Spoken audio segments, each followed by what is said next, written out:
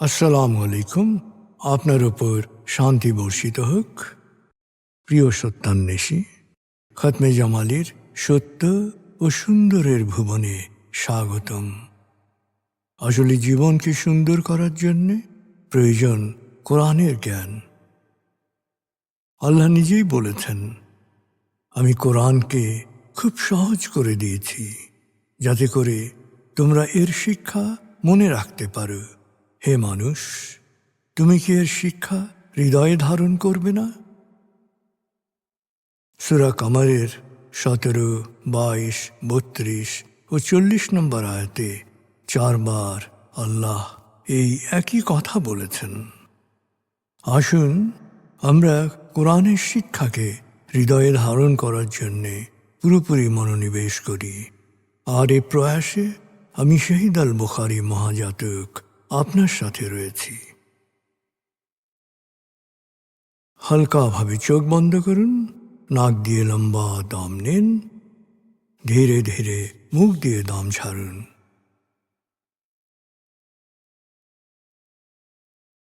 দম নেবেন পেটে, ছাড়বেন মুখ দিয়ে। দম নেওয়ার চেয়ে দম ছাড়তে সময় একটু বেশি নিন। এভাবে কয়েকবার দম নিন ও দম ছাড়ুন।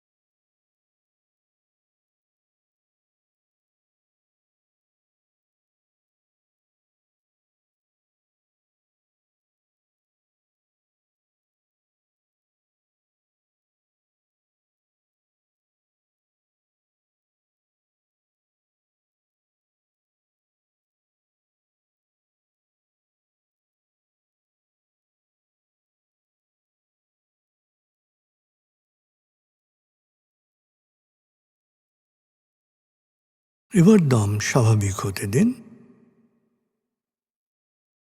এবার নাক দিয়ে ধীরে ধীরে দম নিন, নাক দিয়ে ধীরে ধীরে দম ছাড়ুন।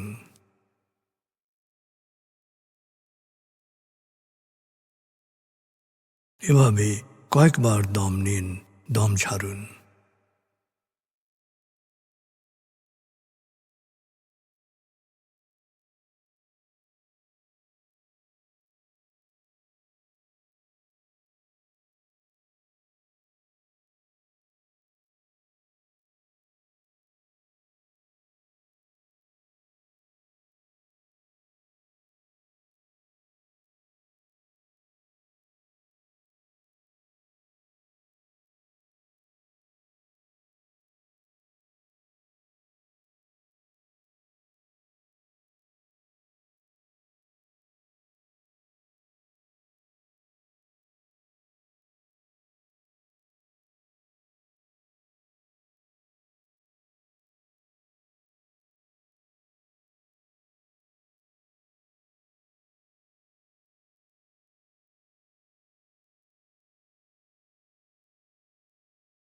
এখন দম স্বাভাবিক হতে দিন। আপনি শুধু দম খেয়াল করুন।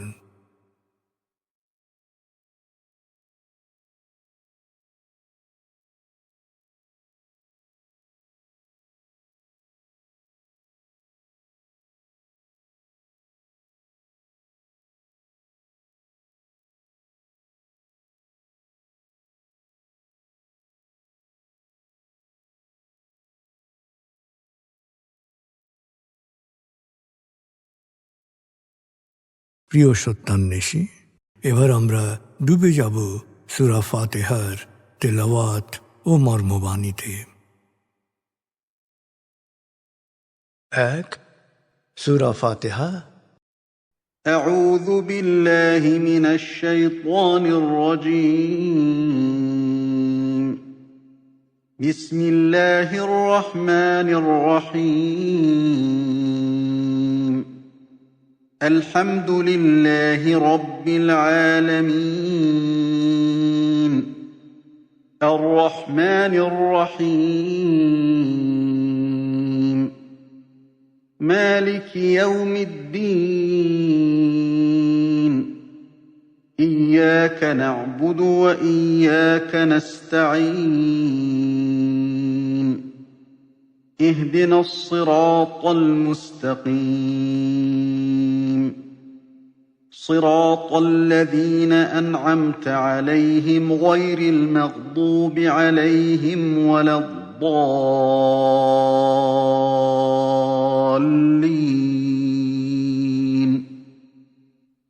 দয়াময় মেহেরবান আল্লাহর নামে। সকল প্রশংসা মহাবিশ্বের প্রতিপালক হে আল্লাহ তোমারই জন্যে। তুমি দয়াময় মেহেরবান কর্মফল দিবসের মালিক। আমরা শুধু তোমারই ইবাদত করি, শুধু তোমারই সাহায্য চাই। প্রভু হে, সাফল্যের সরল পথে তোমার প্রিয়জনদের পথে আমাদের পরিচালিত করো। প্রভু হে, বিভ্রান্ত অভিশপ্তদের অন্ধকার পথ থেকে তুমি আমাদের রক্ষা করো।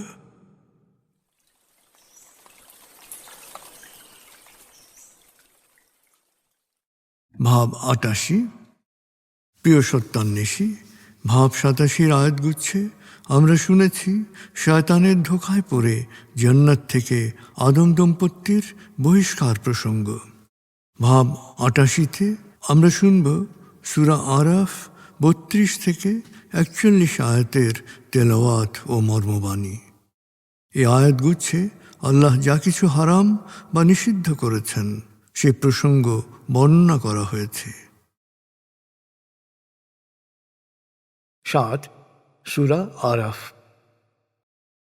বিসমিল্লাহির রহমানির রহিম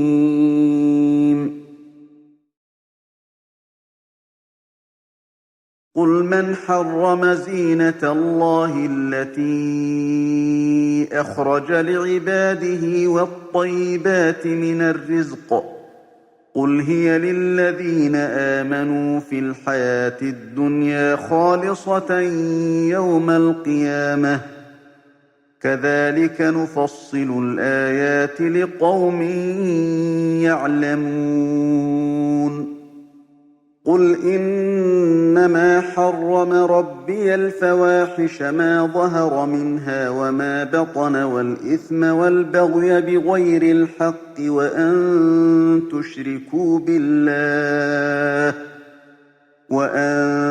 تشركوا بالله ما لم ينزل به سلطانا وأن تقولوا على الله ما لا تعلمون ولكل أمة أجل فإذا جاء أجلهم لا يستأخرون ساعة ولا يستقدمون يا بني آدم إما يأتينكم رسل منكم يقصون عليكم آياتي فمن اتقى وأصلح فلا خوف عليهم ولا هم يحزنون والذين كذبوا بآياتنا واستكبروا عنها أولئك أصحاب النار هم فيها خالدون فمن أظلم ممن افترى على الله كذبا أو كذب بآياته أولئك ينالهم نصيبهم من الكتاب حتى إذا جاءتهم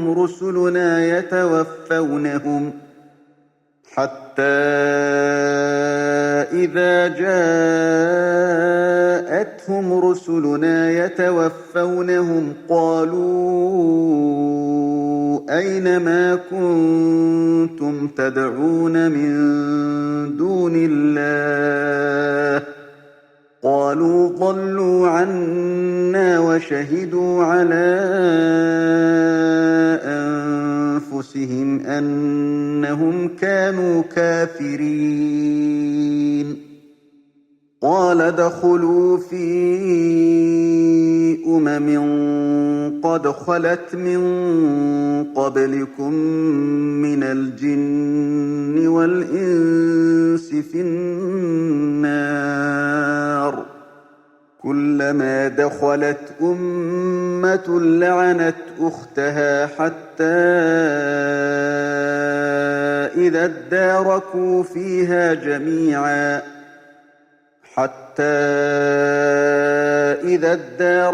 فيها جميعا قالت أخراهم لأولاهم ربنا هؤلاء أضلونا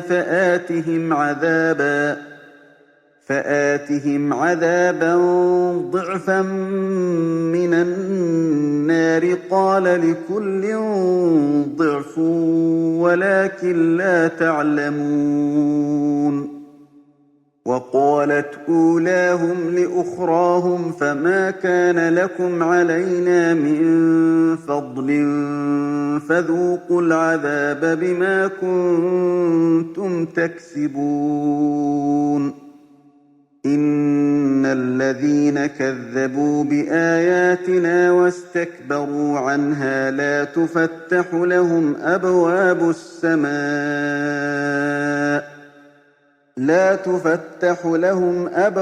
السماء ولا يدخلون الجنة حتى يلج الجمل في سم الخياط وكذلك نجزي المجرمين لهم من جهنم مهاد ومن فوقهم غواش وكذلك نجزي الظالمين দয়াময় মেহেরবান আল্লাহর নামে। হে নবী, ওদের বলো, আল্লাহ তার বান্দাদের জন্য যে সৌন্দর্য সৃষ্টি করেছেন এবং যে বিশুদ্ধ ও ভালো জীবনোপকরণ দিয়েছেন তা হারাম করার শক্তি কার আছে? বলো, বিশ্বাসীদের জন্য এগুলো পার্থিব জীবনে হালাল, আর মহাবিচার দিবসে আল্লাহর সকল নিয়ামত তো শুধু বিশ্বাসীদের জন্যেই। জ্ঞান অন্বেষণকারীদের জন্যে আমি এরকম সুস্পষ্টভাবে আমার বাণীকে বয়ান করি। হে নবী, ওদের বল, আমার প্রতিপালক হারাম করেছেন প্রকাশ্য ও গোপন সকল অশ্লীলতাকে, সকল ধরনের পাপাচারকে এবং অসঙ্গত ঈর্ষা ও শত্রুতাকে। সেই সাথে নিষিদ্ধ করেছেন কোনো কিছুকে আল্লাহর সাথে শরীক করা, যার সপক্ষে তিনি কোনো সনদ পাঠাননি। আসলেই তিনি বলেছেন কিনা সে সম্পর্কে নিশ্চিত না হয়ে আল্লাহর নামে কোনো কথা বলাকেও তিনি হারাম করেছেন। হে মানুষ, জেনে রাখো, প্রত্যেক মানুষের অবকাশের একটা নির্দিষ্ট মেয়াদ আছে। যখন মেয়াদ শেষ হবে তখন কেউ তা এক মুহূর্ত দেরি করাতে পারবে না বা এক মুহূর্ত এগিয়েও আনতে পারবে না। হে আদম সন্তান, যখনই আমার কোনো রসূল তোমাদের কাছে আমার বাণী বয়ান করবে, তখন যারা আল্লাহ সচেতন হয়ে নিজেদের ভুলগুলো শুধরে নেবে তাদের কোনো ভয়ের কারণ নেই, আর তাদের কোনো দুঃখও থাকবে না। আর যারা অহংকারবশত আমার বাণীকে প্রত্যাখ্যান করবে তারা জাহান্নামে নিক্ষিপ্ত হবে, সেখানেই তারা থাকবে চিরকাল। যারা আল্লাহর বাণীকে প্রত্যাখ্যান করে বা নিজেদের মন গড়া কথাকে আল্লাহর কথা বলে প্রচার করে, তাদের চেয়ে বড় সীমালঙ্ঘনকারী আর কে হতে পারে? এই জীবনে ওদের যা পাবার বরাদ্দ অনুসারে ওরা তা পাবে। তারপর সময় শেষ হলে জান কবজের জন্যে আমার ফেরেশতা উপস্থিত হয়ে জিজ্ঞেস করবে, আল্লাহ ছাড়া যাদের উপাস্য হিসেবে উপাসনা করতে, তারা এখন কোথায়? ওরা তখন বলবে, সব উধাও হয়ে গেছে। আর এভাবেই ওরা স্বীকার করবে যে ওরা সত্য অস্বীকার করেছিল। মহাবিচার দিবসে আল্লাহ বলবেন, তোমাদের পূর্ববর্তী জিন ও মানব গোষ্ঠীর সাথে তোমরাও জাহান্নামে প্রবেশ করো। প্রতিবারই যখন এক একটি দল জাহান্নামে প্রবেশ করবে, তখন তারা পূর্ববর্তী দলকে অভিসম্পাত করবে। অভিসম্পাতের এই প্রক্রিয়া চলতে চলতে যখন সর্বশেষ দল জাহান্নামে প্রবেশ করবে, তখন তারা চিৎকার করে বলবে, হে আমাদের প্রতিপালক, আমাদের পূর্ববর্তীদেরকে দ্বিগুণ শাস্তি দাও, ওরাই আমাদের বিভ্রান্ত করেছিল। তখন তিনি বলবেন, প্রত্যেকের জন্যেই দ্বিগুণ শাস্তি অপেক্ষা করছে। এক, নিজে পাপ করার জন্যে। দুই, অন্যকে পাপে প্ররোচিত করার জন্যে। কিন্তু তোমরা তা জানো না। তখন পূর্ববর্তীরা পরবর্তীদের বলবে, তোমরা তো আমাদের চেয়ে কোনো দিক থেকেই ভালো ও বুদ্ধিমান নও, অতএব তোমরাও তোমাদের কর্মফল ভোগ করো। অবশ্যই যারা আমার বাণীকে প্রত্যাখ্যান করার অহংকার করে, তাদের জন্য কল্যাণের দরজা কখনো খোলা হবে না। একটি সুয়ের ছিদ্র দিয়ে উটের প্রবেশ যেমন অসম্ভব, সত্য অস্বীকারীদের জান্নাতে প্রবেশও তেমনি অসম্ভব। জালেমদের এভাবেই আমি প্রতিফল দিয়ে থাকি। জাহান্নামে আগুনই হবে ওদের বিছানা, আগুনই হবে গায়ে জড়ানোর চাদর। জালেমদের এটাই হবে উপযুক্ত শাস্তি।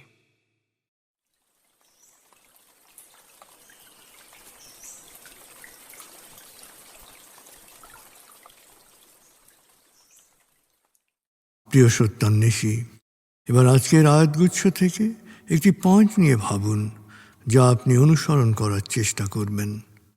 ভাবনাটা হতে পারে, আল্লাহ যা কিছু হারাম ও নিষিদ্ধ করেছেন, যেমন অশ্লীলতা, পাপাচার, ঈর্ষা, শত্রুতা, এই বিষয়গুলো থেকে আপনি কতটুকু মুক্ত?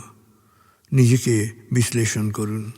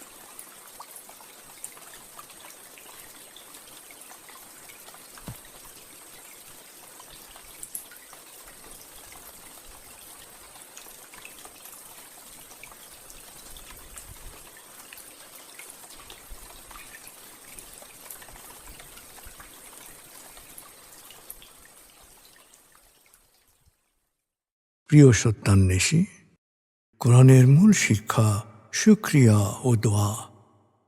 প্রভু আপনাকে যা দিয়েছেন সেই জন্যে বারবার কৃতজ্ঞতা প্রকাশ করুন, তাকে হৃদয়ের গভীরে স্মরণ করুন।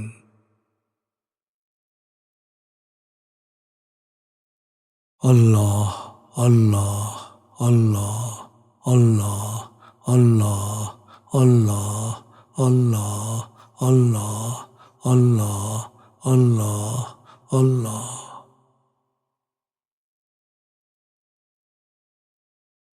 আস্তাগফিরুল্লাহ আস্তাগফিরুল্লাহ আস্তাগফিরুল্লাহ আস্তাগফিরুল্লাহ আস্তাগফিরুল্লাহ আস্তাগফিরুল্লাহ আস্তাগফিরুল্লাহ আস্তাগফিরুল্লাহ আস্তাগফিরুল্লাহ আস্তাগফিরুল্লাহ আস্তাগফিরুল্লাহ।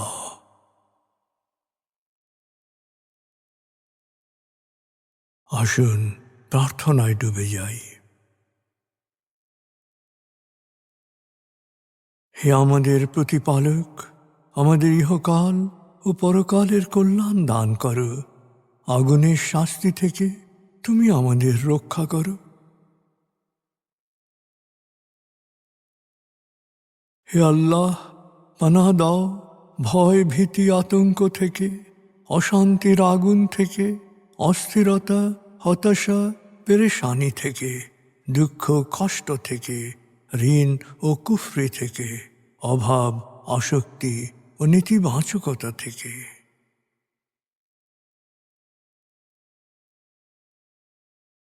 হে আমাদের প্রতিপালক, আমাদের বেহিসাব রিজিক দান করো।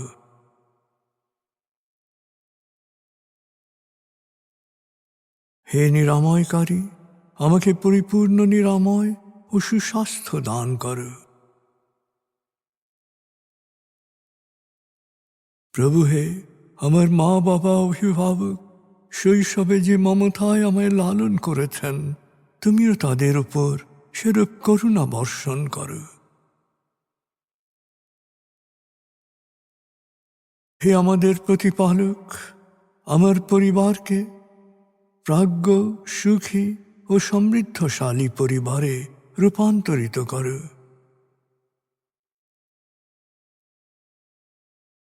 হে করুণাময়, আমাদের কোয়ান্টাম ফাউন্ডেশনকে, আমাদের সংঘকে তুমি কবুল করো। সংঘের প্রতিটি কাজে প্রবৃদ্ধি দান করো। সংঘের সবার উপর তোমার রহমত ও করুণা বর্ষণ করো।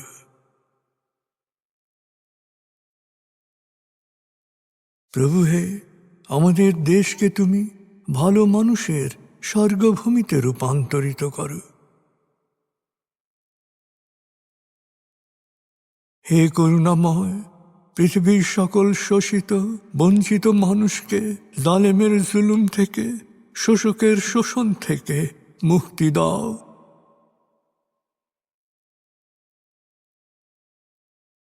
প্রভু হে, ভালো ভাবা, ভালো বলা, ভালো করা ও ভালো থাকার অফুরন্ত শক্তি আমাকে দাও। আমি যেন সব সময় নিজের ও অন্যের যত্ন নিতে পারি। প্রভু হে, আমাকে বিশ্বাসী সৎকর্মশীল সংঘবদ্ধ মানুষ হিসেবে মৃত্যু দান করো।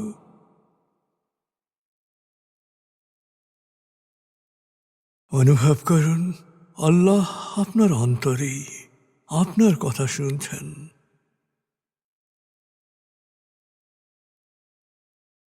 আল্লাহ আল্লাহ আল্লাহ আল্লাহ আল্লাহ বলতে বলতে মনের সকল আকুতি তাঁর কাছে পেশ করুন।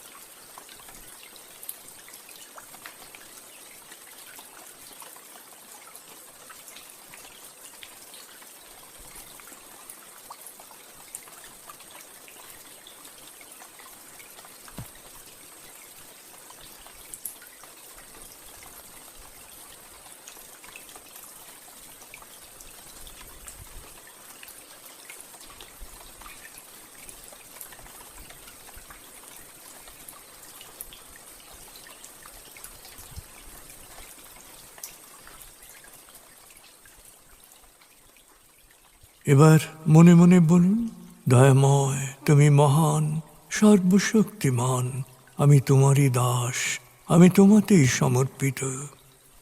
দয়াময় তুমি মহান, সর্বশক্তিমান, আমি তোমারই দাস, আমি তোমাতেই সমর্পিত। দয়াময় তুমি মহান, সর্বশক্তিমান, আমি তোমারই দাস, আমি তোমাতেই সমর্পিত।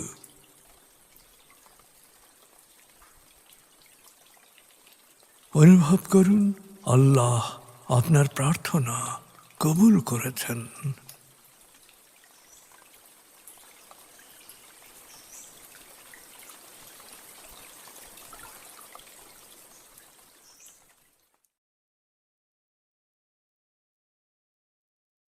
এবার লম্বা দম নিন, 0 থেকে 7 গণনা করে স্বাভাবিক জাগ্রত অবস্থায় চলে আসুন।